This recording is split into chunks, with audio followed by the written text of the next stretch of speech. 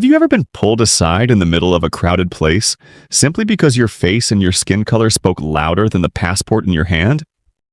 No charges, no explanation, just a cold finger pointing, random search.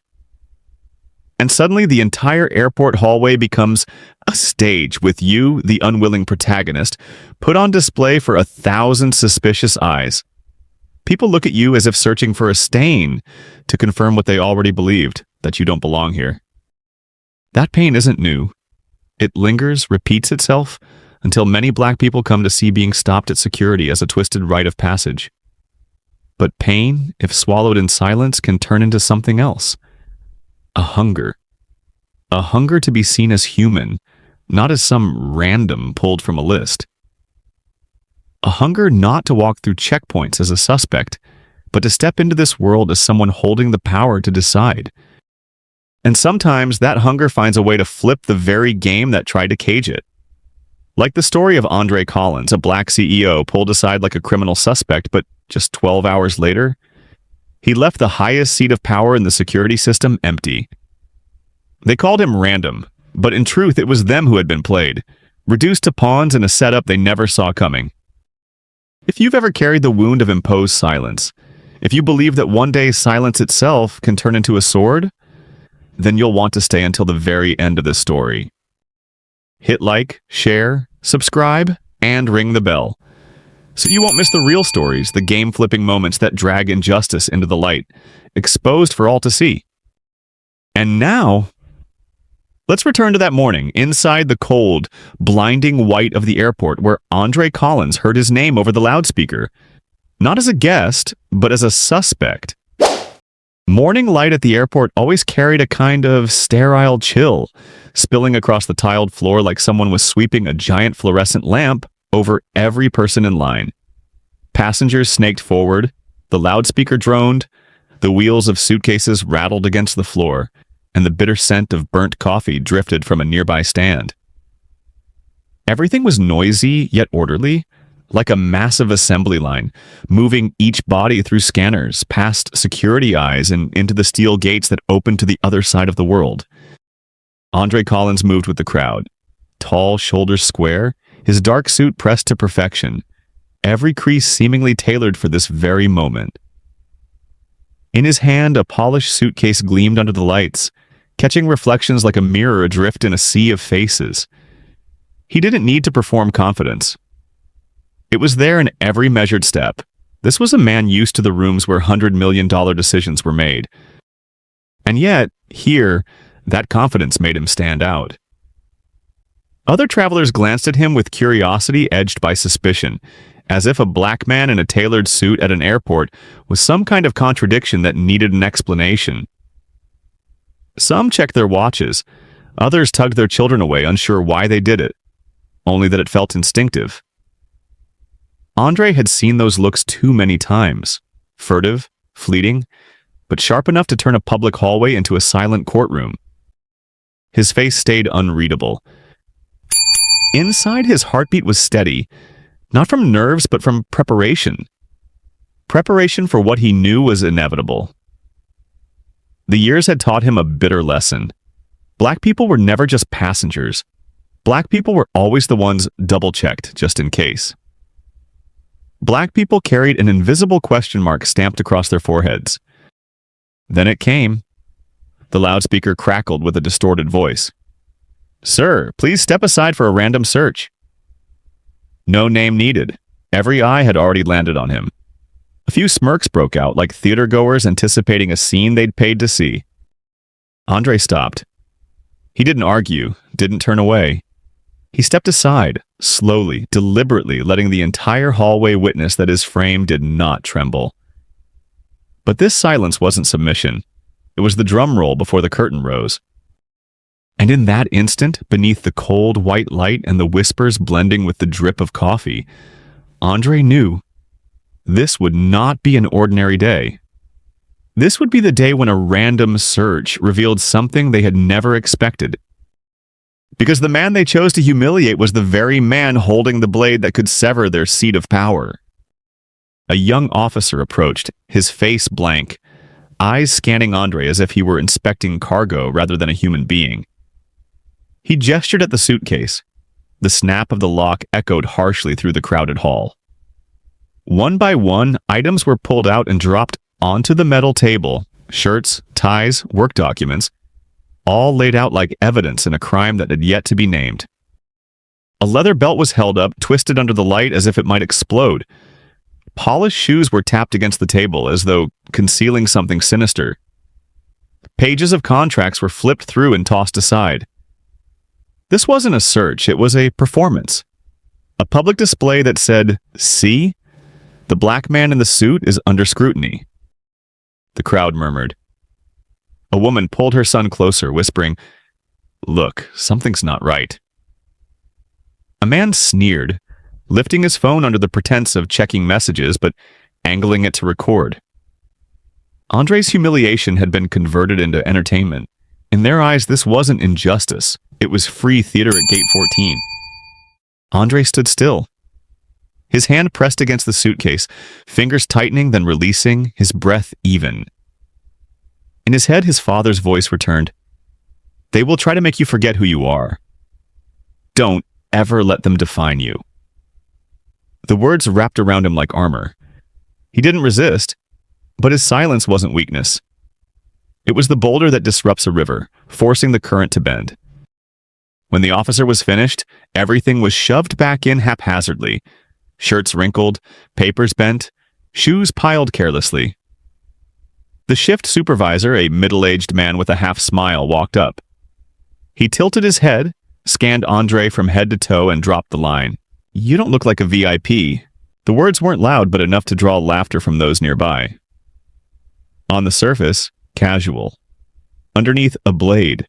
The declaration that a black man in a suit was an imposter, a pretender, a guest sitting in the wrong section. Andre met his eyes, said nothing. Sometimes silence carries more power than any argument. And in that silence, the hallway buzzed, but every whisper sounded like it was unmasking itself. That day, they believed they had diminished him. What they didn't know was that from this moment on, their own foundation was beginning to crack. Andre pulled his suitcase close. His eyes, steel unflinching, held the memory of every careless hand rifling through his belongings, every sneer, every cheap jab. He didn't need to react. The truth was already on display. In a place built as the gateway to the world, people like him still had to pay an invisible toll just to walk through. One question weighed heavy in his mind. Random or predetermined by skin? What they called random now sounded like satire. If random, why always him and those like him? If random, why the contempt in their eyes as rehearsed as a script?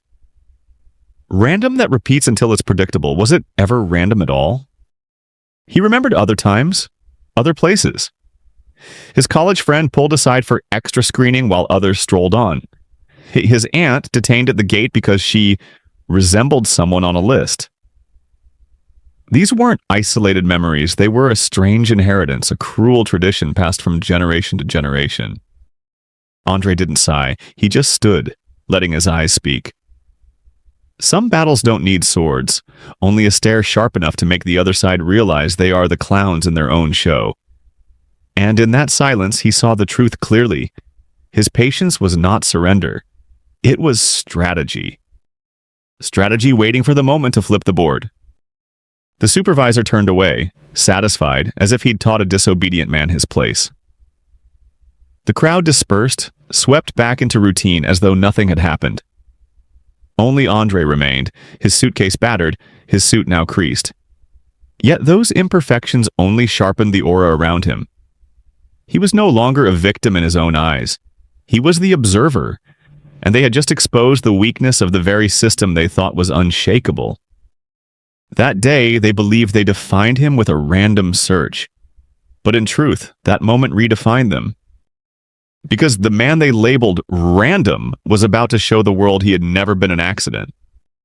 Andre walked slowly, dragging the suitcase that had been clumsily repacked, important papers now mixed with shoes and a small water bottle. He bent down to adjust the strap, not because it was heavy, but because he wanted to hide the disorder, as if part of his body had been stripped bare before the crowd. He straightened up, his face composed, yet the air around him thickened, heavy like an invisible smoke. The eyes were still there, watching.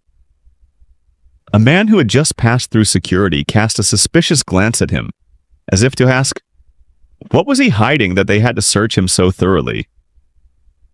A middle-aged woman adjusted her purse, but her gaze lingered on Andre. Not by accident. It carried the familiar scent of suspicion, a caution reserved only for those who looked like him. Andre betrayed no emotion, but inside he understood. This suspicion didn't come from his luggage, from the scanning machines, or from any security protocol. It came from his skin, used as evidence without courtroom or law. Here he could wear the finest suit, carry the most elegant case, but in their eyes he was still just a black man who didn't look like a regular guest. He remembered childhood in the South. His mother once told him how a store clerk had called her different when she only wanted to buy a pair of shoes for her new job. She had stood still, forced a faint smile, then walked out as if untouched. But Andre knew those words had cut her deep, a knife that made her stare blankly into the distance on many nights afterward. Now, he stood in the same position. In this airport before hundreds of strangers, he had to hold himself together to stay silent, to appear safe. But silence did not mean painless. On the contrary, each look, each unfamiliar breath from those around him, was a tiny blade slicing into him without drawing blood. To the world, these cuts of words were invisible, impossible to record in any official report. But in the hearts of those who endured them, they scarred forever. Andre knew this, and he carried not just contracts and shoes in his case, but the entire inheritance of such wounds. He tightened his grip on the handle, walking as if unshaken. But that composure, if anyone paid close attention, was stretched thin, like a violin string on the verge of snapping. And what they did not know was that this string, stretched to its limit, was about to release a sound loud enough to shake the very rooms of power behind them. The shift manager approached with the gait of someone used to commanding. On his face, the half-smile was already sharpened into a weapon. No greeting, no explanation, just a look up and down Andre, and then the words, "You don't look like a VIP." The words floated out slowly, light as air, yet heavy as a knife. Not loud, not angry, just precise enough to escape blame, but toxic enough to pierce. To outsiders, it might sound like an offhand remark, but to Andre and to anyone who had lived within the invisible lines of prejudice, it was a sentence. He looked the man straight in the eye, his face steady. Inside, though, the phrase stirred up a collection of past cuts. A grade school teacher once said, "Your writing is good, but your voice is hard to follow." A former neighbor told his father, "You seem successful, but somehow you still feel different."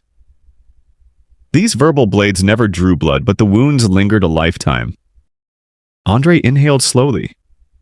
He knew the trick behind such words, to make the victim hesitate, to question themselves. Do I really look different? Do I really not belong here?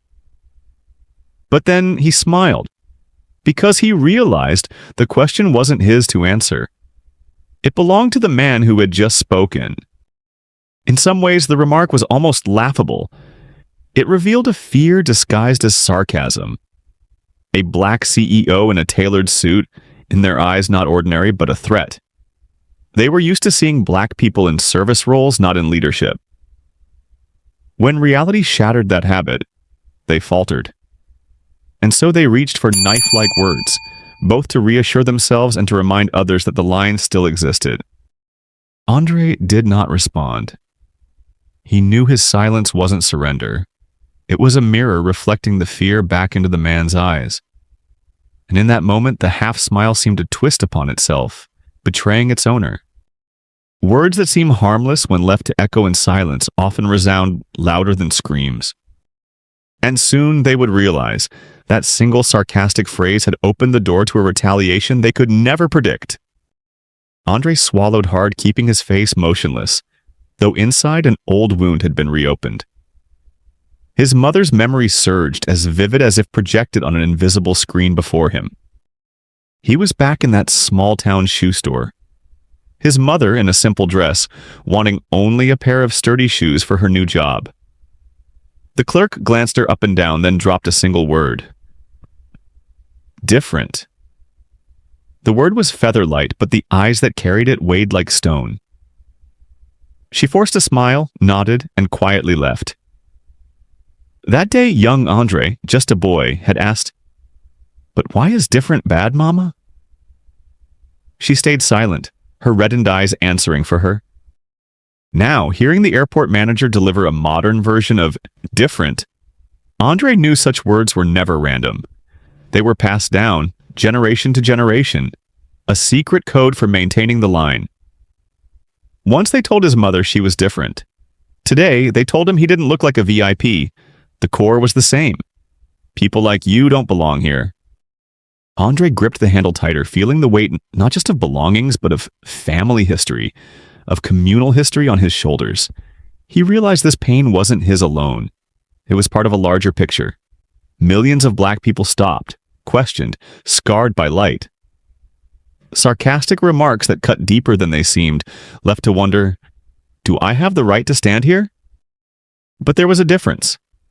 Andre was no longer the boy hiding behind his mother, powerless against cruel words.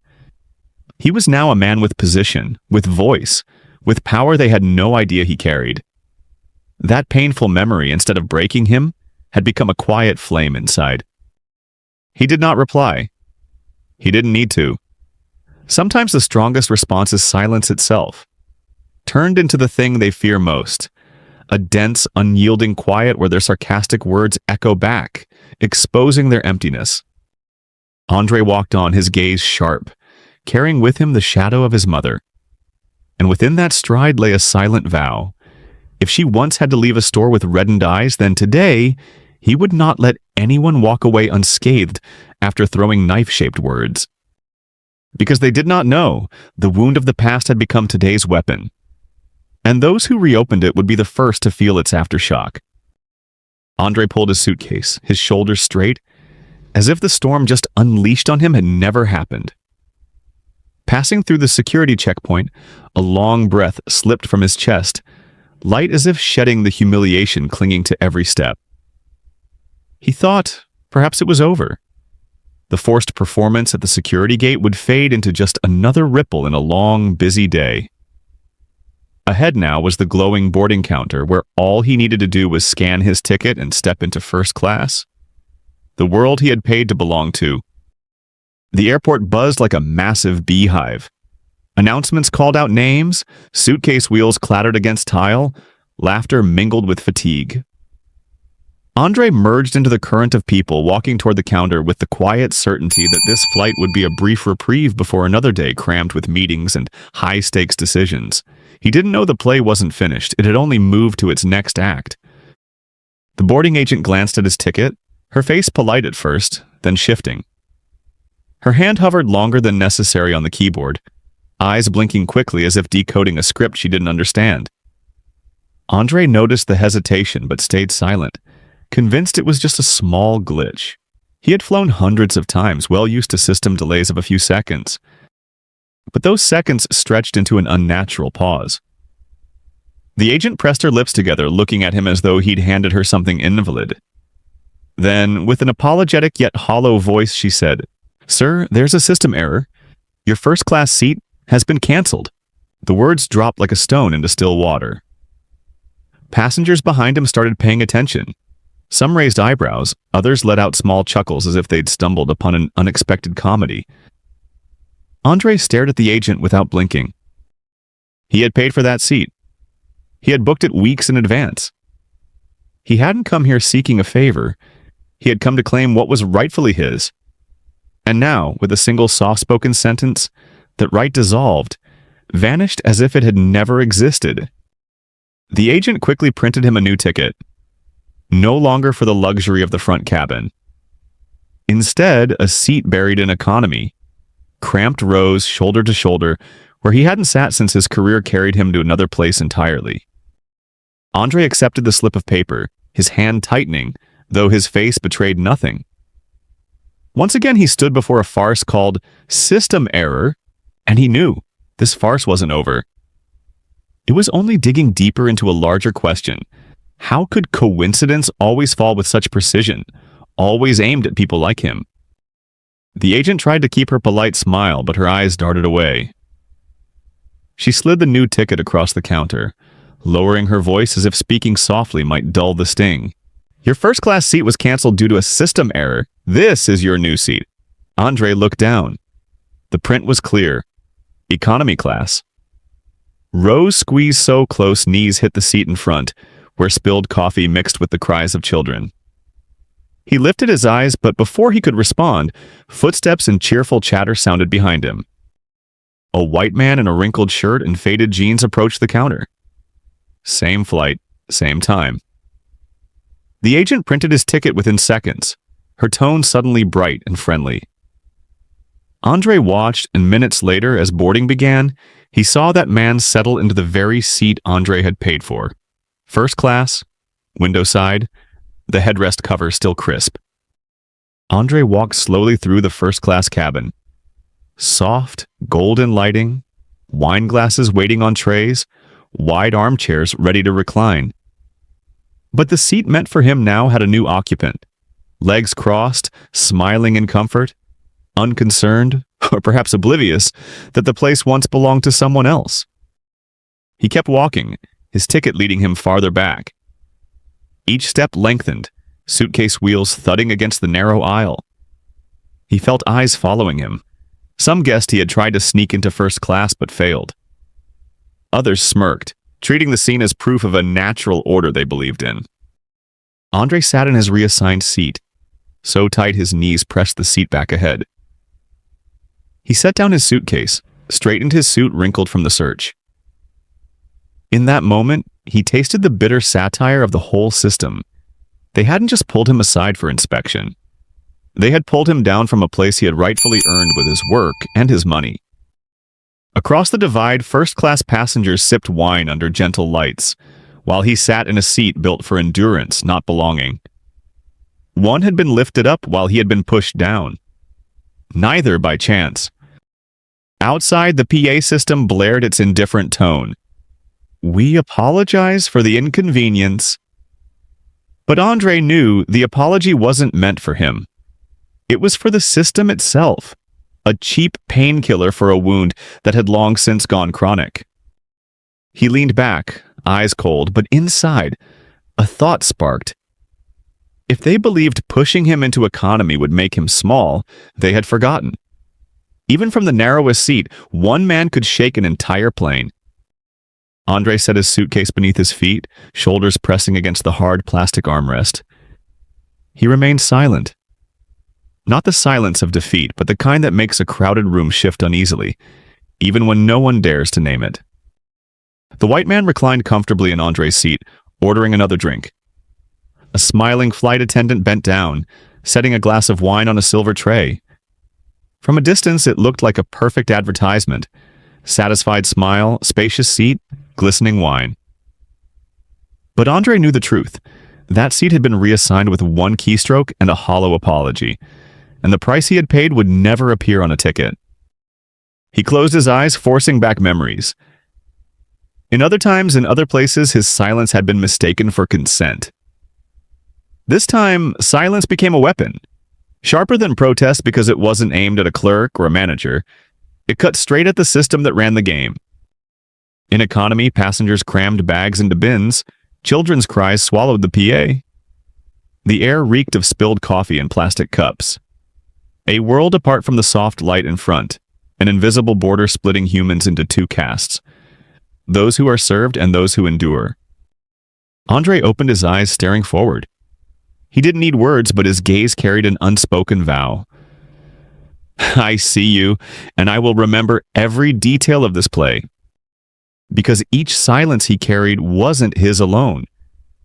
It echoed the voices swallowed over generations. And every time he was pushed down, he felt more sharply the weight of a legacy. Patience that could turn into a blade. And once drawn, that blade would no longer be silent. Andre adjusted his tie, sitting tall so the cramped seat couldn't bend him. He knew they thought by sending him to economy they had placed him where he belonged. But in truth, they had placed him in the perfect spot to watch, to remember, to prepare. Because sometimes being forced lower isn't an end at all. It is the beginning of a counterstrike no one expects. Andre sat in a corner of the waiting lounge, the plastic chair cold and metallic gray, as if it had absorbed thousands of hours of meaningless waiting from passengers before him. In front of him stretched the wide glass wall facing the runway, where planes lifted off one after another, as though the world outside carried on indifferent, untouched by the silent storms unraveling inside each human heart. He placed his suitcase at his feet, fingers interlaced tightly, holding himself steady against the tremor of rage. His anger was not a sudden blaze, but a slow burning fire, smoldering beneath the surface like embers buried under ash, waiting for a single gust of wind to ignite into flame. All around him, the lounge drowned in a weary white light. The stale sweetness of old pastries mixed with the bitterness of cheap coffee. The screech of wheels dragged across tiles and the clack of heels echoed into a background noise he had no desire to hear. Every sound reminded him he was caught in between, not close enough to board, not far enough to escape the humiliation he had just endured. Andre opened his phone, but even the glow of the screen could not erase the scene still burning in his memory. The first-class seat vanishing from his grasp like a magician's trick, leaving him with an ordinary ticket he had never chosen. He recalled every detail, the forced smile of the staff, the judging eyes of other passengers, the cold click of a mouse that reassigned his seat. It all felt like a carefully staged play, with him cast as the unwilling lead.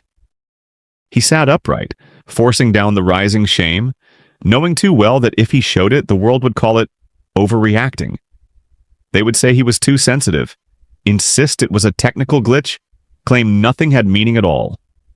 But Andre knew it was the denial itself that kept the game alive. He closed his eyes for a moment, exhaled, then opened them again.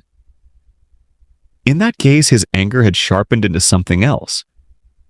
A silent resolve. He knew every insult could become evidence, every careless word a blade turned inward. And he would be the one to collect them all, patient as a craftsman, piecing them into a mosaic his oppressors would one day be forced to confront.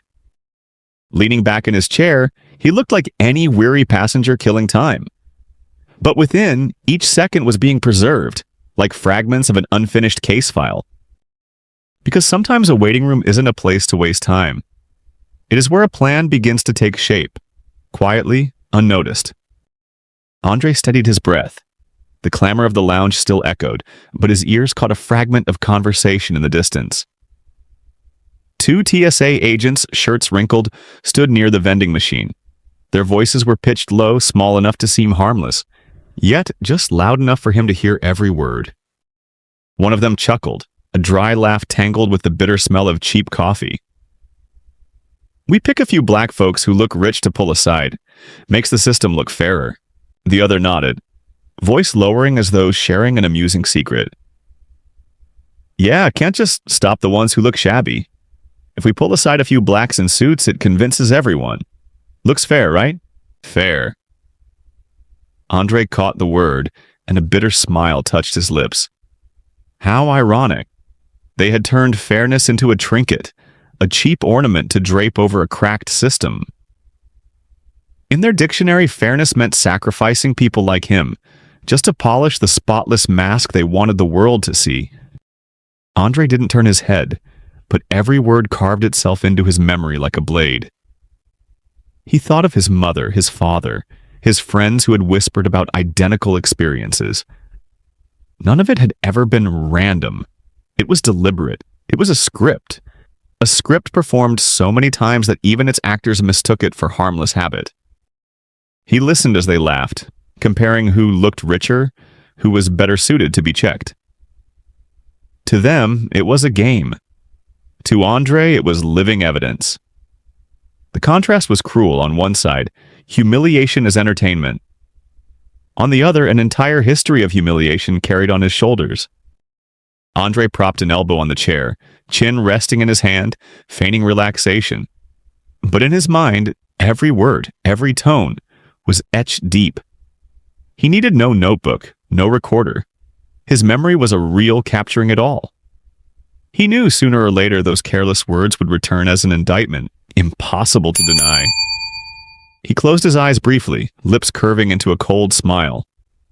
They thought they were laughing at his expense, yet they had just handed him the sharpest weapon of all, truth, spoken in their own voices, unembellished.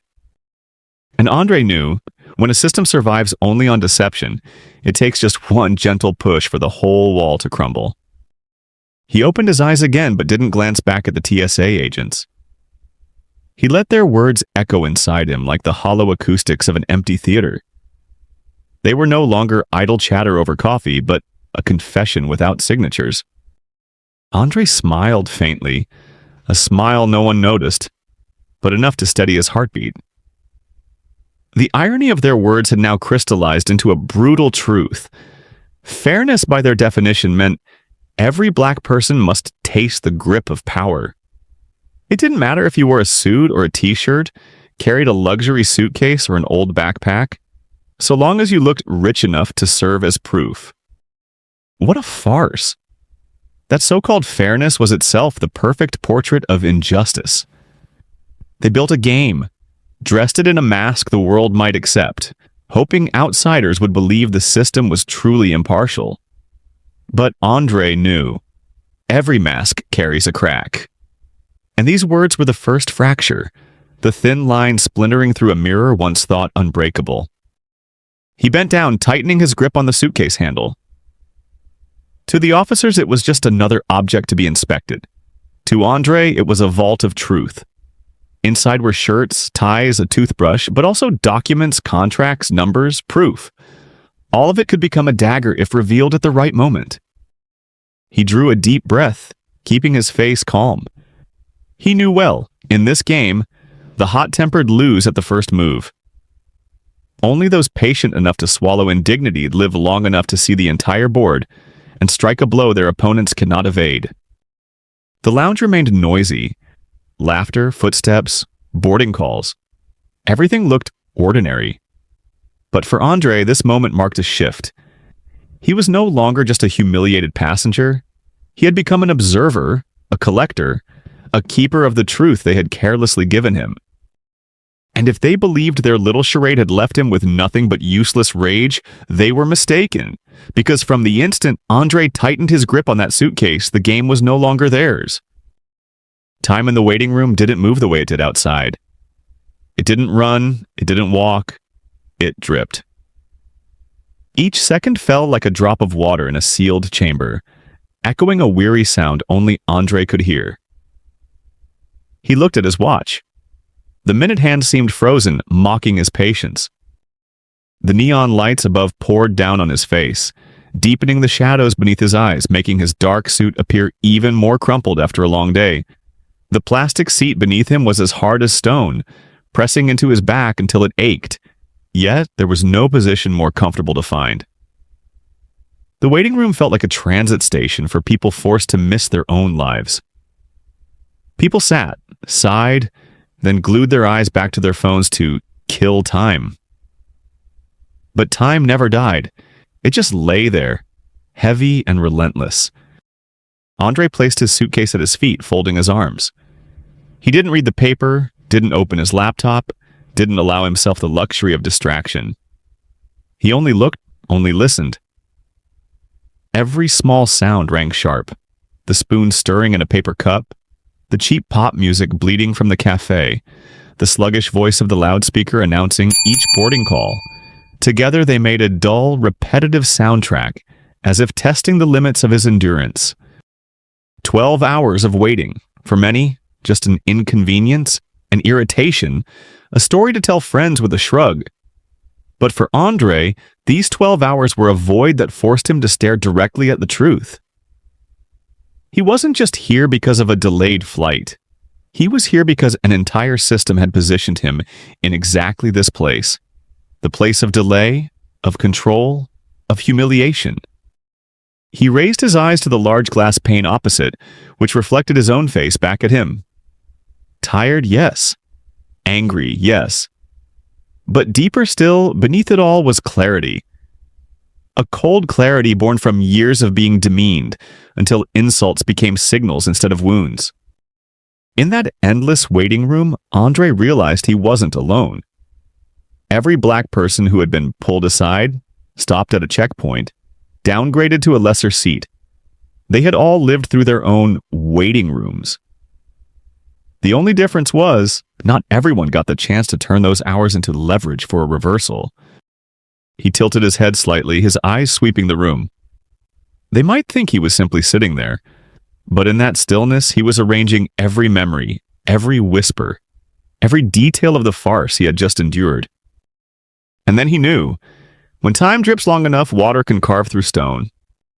Andre sat motionless, eyes fixed on nothing, one question circling in his mind. How many times in his life had he been forced to hear the phrase, "Sorry, it's just procedure"? How many times had that hollow shield been raised to mask a knife already driven into him and his community? He remembered his early business trips. Once at another airport, he was pulled aside over a document discrepancy. The manager repeated, "Sorry, it's just procedure" 3 times before walking away, leaving Andre to gather his scattered belongings. Another time, at a 5-star hotel, the front desk clerk said, "Sorry, it's just procedure," when asking him to sign an extra form. A form none of the white guests before him had been asked to sign. Procedure, he realized, always appeared whenever someone needed to excuse an action designed to remind him he didn't truly belong. Memories flooded back, each like a needle prick. His mother, once proud as she stepped into a store only to be called different, had swallowed countless "sorry, it's just procedure."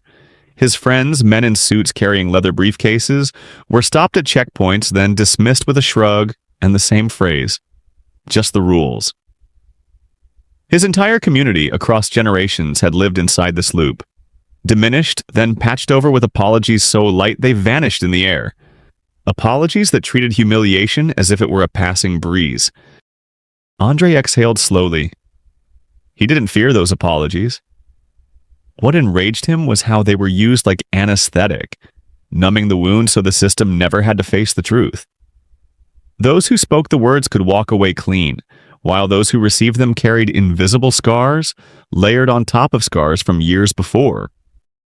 He rested his hand on the suitcase, fingers tapping a quiet rhythm as if counting. To others, he was just another weary traveler killing time, but inside him those apologies were piling up, compressing into a force he hadn't anticipated. The force of patience, of memory, of a community long accustomed to being called random. Andre lifted his head, neon light reflecting in his eyes. He didn't need to write down the numbers, he knew them. Every "sorry, it's just procedure" was another brick stacked on top of the last. And when that wall reached its peak, it wouldn't collapse on the ones who endured it. It would collapse on the very people who built it. Because while they believed cheap apologies could end everything, Andre had realized something different. They weren't the end at all.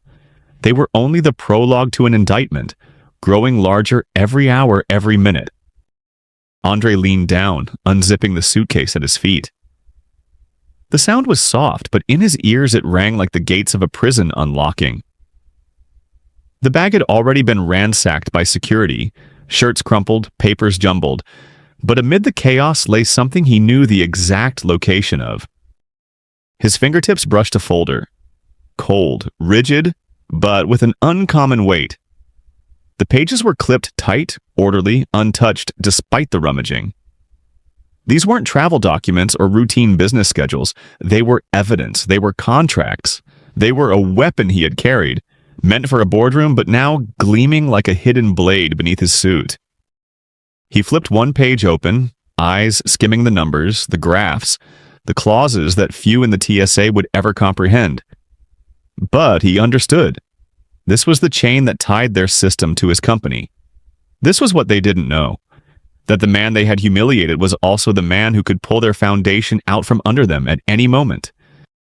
Andre closed the folder and placed it back, his hand pausing just a second longer than necessary. No one else in the waiting room noticed the small gesture, but inside him it was the turning point, from victim to strategist. Outside, the announcements droned on. Passengers anxiously checked their watches. For them, the waiting room was just a place to waste hours. But for Andre, these 12 hours had become a silent battleground where he wasn't killing time. He was sharpening his weapon. He straightened his back and closed his eyes. In his mind, he pictured the upcoming confrontation, the arrogant officials, the smirking faces convinced of their safety, and then the papers in his suitcase transforming into mirrors, forcing them to see the truth they had hidden. Andre said nothing. But his silence was no longer the silence of submission. It was the silence of strategy, the slow drumbeat before the storm broke. With every passing second, the waiting room grew more like a darkened theater. Andre sat in the front row, the audience oblivious that the play was ready, and when the velvet curtain rose, the lead role would not be anyone else. It would be him. And if they believed 12 hours of waiting had only weakened him, they would soon learn the truth. Those hours had turned him into the only one in the room prepared for a counterattack no one could see coming. The conference room door closed behind Andre with a dry snap, like the bolt of a hidden courtroom sealing shut. Inside, the space gleamed bright, the long wooden table casting shadows under the lights, surrounded by faces of power dressed in pale suits. Every gaze turned toward him, but not with respect. Some leaned back in their chairs, arms crossed as if bracing for a trivial complaint. Some glanced at their watches, hinting that their time was worth more than his presence. A few wore polite smiles, the kind reserved for someone out of place, allowed into the room not because he belonged, but because someone had extended a courtesy. Andre stepped to the empty chair, placed his suitcase at his feet, and sat down. He didn't rush to speak. He let the silence stretch, observing every furrowed brow, every evasive glance. The room carried an air that was half condescension, half impatience. To them, he was just a bothersome guest, a businessman whining about a random security check, a small blot on the record they could erase with a pre-written apology. At last, an older official spoke, his voice carrying the authority of the room. "Mr. Collins, we understand you have some grievances, but we believe the incident at the airport was merely a procedural error. We sincerely apologize for the inconvenience." That phrase again, like an old refrain replayed. Andre's face didn't change. He'd heard sorry for the procedure far too many times to be lulled by it. But this time, they were mistaken. He tilted his head slightly, his eyes sweeping the room, pausing on each face as if he were evaluating a cast of actors stepping into a play that he himself directed. None of them knew that beneath his chair, inside that suitcase, was a dossier capable of shaking the very seats they occupied. He drew a slow breath, leaned back, fingers interlaced. Beneath the look of ease was a readiness wound, tight as a string. They saw him as an anonymous passenger, humiliated into demanding some token compensation. What they didn't know was that this troublesome guest was about to become the figure who would change the entire color of the room in an instant. And with one small move, the game they thought they controlled would flip, suddenly and completely. A younger man, tie askew, chuckled and spoke, his tone edged with mockery. "Mr. Collins, what exactly do you want? A free ticket? Maybe a discount voucher for your next flight?" Laughter rippled around the table. Not cheerful laughter, but the kind meant to flaunt power. A chorus of people united in their belief that the man before them had nothing but a petty grievance. They thought they had the entire script figured out. In their version, Andre was just a minor character, the complainer to be soothed with small concessions before retreating quietly. Andre didn't answer right away. He bent down, opened his suitcase. The sound of the latch snapping echoed through the silent room, cutting the laughter short. From within, he pulled out a thick file and set it on the table, gently yet with deliberate finality.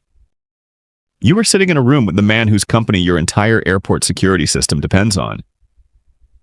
Andre's voice was deep, steady, free of anger. Faces around the table stiffened. One man frowned, glancing at the folder's cover. The logo of Andre's company was stamped clearly, alongside the signatures of several people in this very room. The contract lay there like a mirror exposing the truth. They were not nearly as in control as they imagined. Andre flipped a page. The clauses stood stark. Scanners, recognition software, maintenance services. All of it bore his company's imprint. Without them, TSA's security system was little more than a hollow trunk, rotten at the root. The room that had brimmed with mocking noise now fell under a heavy silence. A silence thicker, heavier than any shout. Andre sat upright, hands resting on the file, his voice calm and even. "You ask me what I want? I don't want a free ticket. I want to know why, when your system relies on my company, your staff thinks they have the right to make me a target in the name of fairness." His eyes swept the room. Some averted their gaze, some tried to mask unease with a brittle composure, but not one of them was laughing. In that moment, the balance shifted. The man they thought had come for a small payout revealed himself as the one holding the reins of the very horse they were riding. And Andre knew, with the slightest pull, he could send their entire carriage of power plunging off the cliff. The spacious room suddenly felt suffocating. No more mocking laughter, no more scraping chairs or rustling papers. Only silence, thick as fog, pressing on every face. The older man who had voiced the perfunctory, "sorry for the procedure," now sat rigid, hands frozen on the table, veins rising on the back of his hand. Andre didn't need to raise his voice. He simply pushed the folder toward the center of the table, letting the signatures inked in black stare them down. Each one was a reminder. They had bound themselves to this dependence, no one else. The truth was right before them, undeniable, unerasable with a shrug. Unerasable. A young woman in a gray suit lowered her eyes, pretending to check documents on her laptop to escape Andre's stare. Another man coughed lightly, as if that small sound could cover the suffocating weight in the room. But every attempt at disguise only made the truth starker. They hadn't expected the man humiliated at security to be the one holding the knife that could slit open the mask of their system. Andre sat still, fingers interlaced, gaze cold as it swept the table. He had no need to rush. He let them feel the gravity of reversal. The suitcase they had once rummaged through now transformed into Pandora's box, spilling out what they never wanted to face. He tilted his head slightly, his tone level. "You've grown accustomed to using words as weapons. Random search, procedure, fairness. But those are just thin veils, and now, with the veil gone, what do you see?" No one answered. They couldn't. Any word spoken now would only become evidence against themselves. Andre leaned back in his chair, calm as though he had already won the game. He let silence speak for him, because sometimes silence is the fiercest strike. It forces people to hear their own heartbeat, to feel the trembling they won't admit. The room now resembled a stage with the light suddenly on. The actors who once performed with confidence revealed raw confusion, while the audience, if there had been one, could never mistake who the real protagonist was. The balance had shifted, and in this reversal, Andre was no longer the man pulled out of line for a random search. He had become the one at the center of the table, knife invisible in hand, forcing the room to face him directly. And what they didn't know was this: the first strike of that blade had not even landed yet.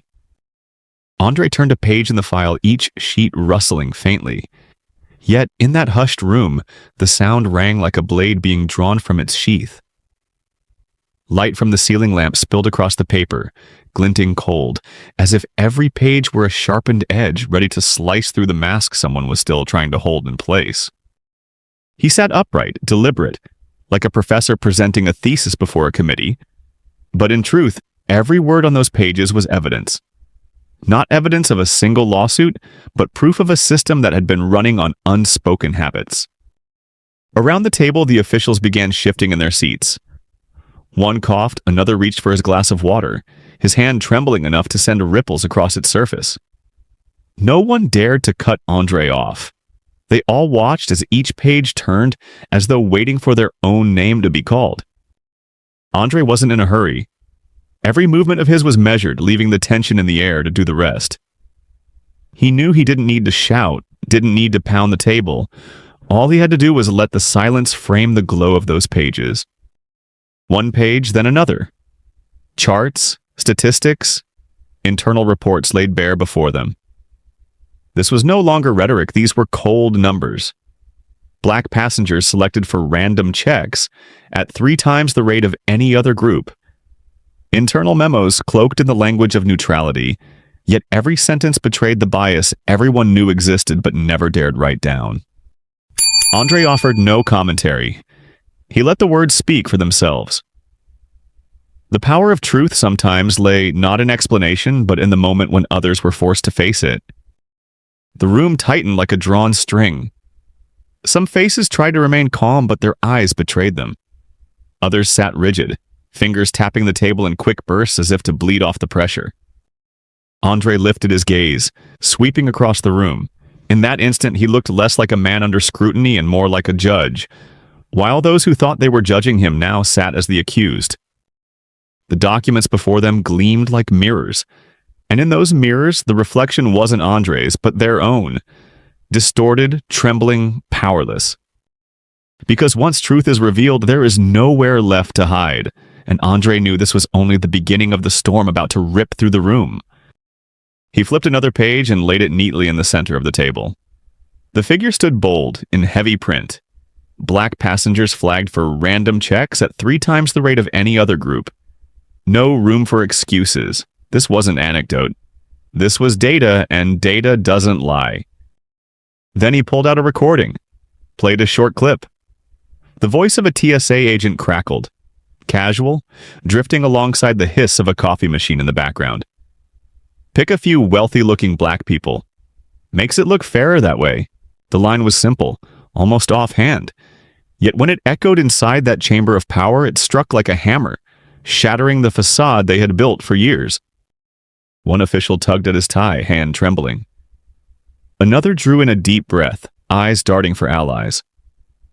The TSA Director, the man who had smirked when Andre first entered, now sat with sweat soaking through his shirt. He dabbed at his forehead with a tissue, only for the damp to return immediately. His confidence had drained, leaving his face pale as chalk. Andre didn't stop. He pulled out a stack of printed emails, the words plain for all to see. Ensure the selection rate of black passengers remains consistent to avoid bias. A single sentence, bureaucratic in tone, but everyone understood what it meant. Indisputable evidence. This wasn't rogue behavior, this was policy, sent by email, signed, dated, traceable. The silence in the room was no longer just tense. It was desperate, like a house slowly flooding. Everyone standing still, hoping no one noticed the water had reached their necks. But Andre wouldn't let them sit in comfort. He paused, fixed his eyes on the director, gaze cold and unyielding. The director opened his mouth, but no sound came.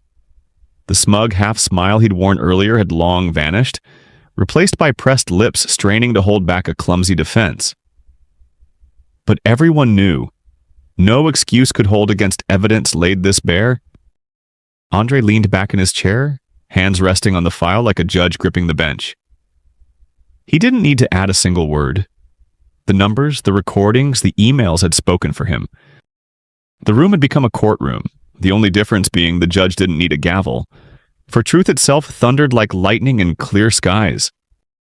And Andre knew the sharpest strike was still to come, because the fatal blow didn't lie in the documents. It lay in how he would turn this truth into a verdict none of them could escape. The air had thickened to the point every breath sounded like paper tearing. The numbers sat still on the table, but their weight bent the whole room downward. No one dared flip another page. No one dared touch the file. They all understood. The more they touched it, the deeper they sank. Andre slowly closed the stack, his hand pressing the cover shut like a coffin lid over a lie that had just died in that very room. He raised his head, gaze sweeping across each face. No accusation was needed. That look alone was enough to drag every one of them to the defendant's stand. At last, Andre broke the silence. His voice was steady, low, carrying a hidden blade in every word. You call it random screening. But your randomness has a formula, and that formula is embarrassingly simple. The blacker you are, the more likely you're chosen.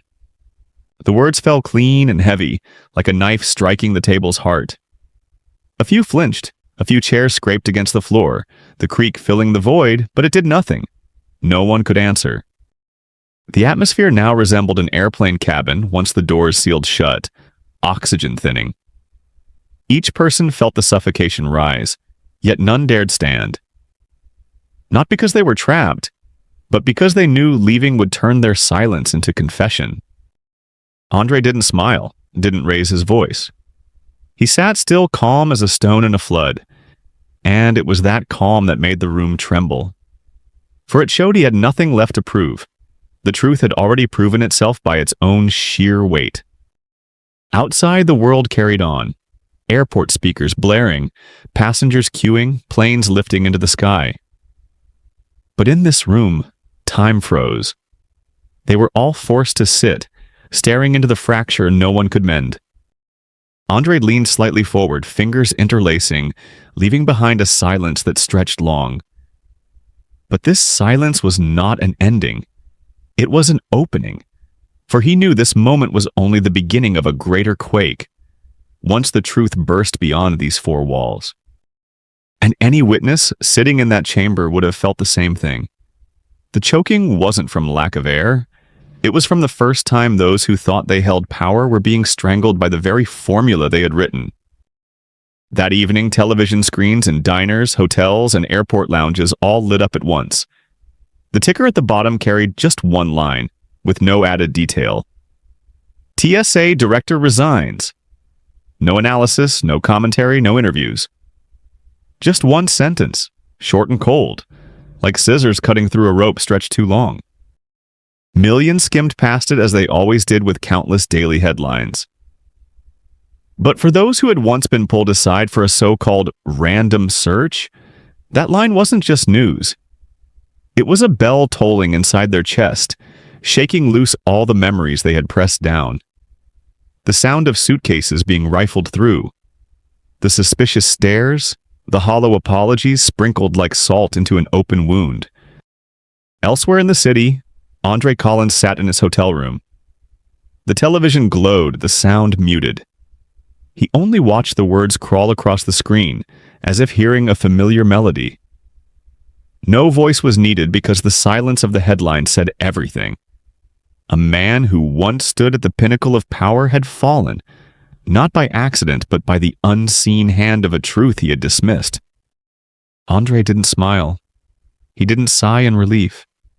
He simply leaned back in his chair, one hand resting on the suitcase beside him. Inside it, the dossier remained intact. The pages, the numbers, the recordings. Still there, like a blade not yet fully unsheathed, but sharp enough from a single flash to sever the legs of a throne. Outside, the city roared on. Cars sped by. Traffic lights flickered red and green. People rushed toward dinner plans. But on a high floor of that hotel, Andre sat still, letting the silence sink into every breath. He knew this wasn't the end. This was only the first toll of a much longer symphony, one whose echo would not fade soon. A single line on the screen, so small, carried more force than any public apology could. It needed no explanation, no defense. It only needed to appear, enough to make the world wonder. If a director could lose his seat in one day, what else was waiting to be exposed? Andre closed his eyes, letting the imagined bell ring inside his head. It was not a death knell for one man, but a wake-up call for an entire system that had slept too long in privilege. And in that toll, the audience understood. The real battle had only just begun. When the meeting room doors closed behind him, Andre Collins carried no applause, no farewells. He carried only silence, a silence so heavy it seemed to follow him out, draping the long, cold hallway like a cloak. No one stopped him. No one dared speak. Yet that silence echoed louder than any speech ever delivered from a polished wooden podium. It pounded inside the heads of every official still seated inside, like the ticking of a clock, warning their time of indulgence had run out. Andre walked slowly, each step steady, as if leaving not the headquarters of national security, but a stage after the final act of a play. He didn't bow, he didn't pause, he didn't look back. Because he knew the real power wasn't in more words, but in letting the emptiness behind him act as a mirror, reflecting the humiliation of men who once believed they could reduce another human being with a single word. Random. There was an irony here. People often say power lies in speech, but sometimes the truest power lies in silence. Silence cannot be interrupted, cannot be argued with, cannot be edited. It forces others to listen to their own thoughts, the very ones they have tried to bury. A young employee stood at a distance in the corridor, watching Andre pass. He had never met him, didn't know the full story of what had unfolded. Yet somehow he sensed something different. The straight back, the unhurried steps, the calm of a man who had just dropped a bomb of truth into a room of power. This was not the posture of someone escorted out in defeat. This was the posture of someone who had turned the board upside down. Andre didn't smile, didn't leave a cutting remark. His silence itself was proof enough. He no longer needed to prove anything. He had let the truth speak, and the truth was still working, every second, even as he walked away. And the audience, if they had followed those footsteps, would feel it too. That this silence wasn't a period. It was an ellipsis, opening into a new chapter where silence sharpened into a blade, and those who once smirked would tremble at the next toll of the bell. Outside, the sky had deepened into night. The last passengers of the day filed through security, dragging suitcases, their faces weary after long hours. To them, it seemed to have nothing to do with the tremor upstairs, where a chair of power now sat empty, where a headline had already stamped itself into social memory. Yet in the air, something had shifted. Subtle but real, like the wind had changed direction without anyone noticing. Andre Collins stepped out of the building, his breath turning to mist in the cold air. He paused for a moment, looking up at the city lights bleeding into the sky. One long day, 12 hours of waiting, countless sneers, cutting stares, each backhanded word, now collapsed into a single silence. But it wasn't empty. It was a silence with weight heavy enough to make a system buckle. He knew tonight's headline, "Director Resigns," would soon be replaced by the next day's noise. Stock prices, elections, scandals. But for those who had once been pulled aside simply because their skin wasn't white enough, tonight's news would not fade so easily. It would linger like a small flame, burning quietly, reminding them that one well-timed silence could roar louder than 1,000 justifications. And yet when the outrage cooled, when the echo dimmed, one question would still hang in the air, stubborn as an unended echo. People would continue being pulled aside, bags rifled through, the same hollow smiles of, "Sorry, just procedure," repeated again and again. So, how many random searches were truly random? How many suspicious stares were hidden behind the mask of safety? How many more would swallow their humiliation just to make their flight on time, with no one but themselves knowing their heart had been cut open once more? It was a question without an answer, and perhaps that was why it stayed, why it haunted, why it lingered. A system only begins to shake when enough people keep asking the same relentless question. Random for whom? And predetermined for whom? Andre said nothing more. He just walked on, his silhouette dissolving into the night, leaving behind not an answer but an emptiness. An emptiness that forced others to fill it with the truth they could no longer avoid. And in that emptiness, the audience realized the most frightening part wasn't that the bell had tolled. It was that it might toll again and again, until everyone was forced to listen. If this story touched your heart, make sure to like, share, and subscribe. Every click helps us bring more powerful stories of empathy, justice, and silent strength to life. Your support is what fuels this journey. Let's keep standing together and rising higher, one story at a time. Stay safe and inspired.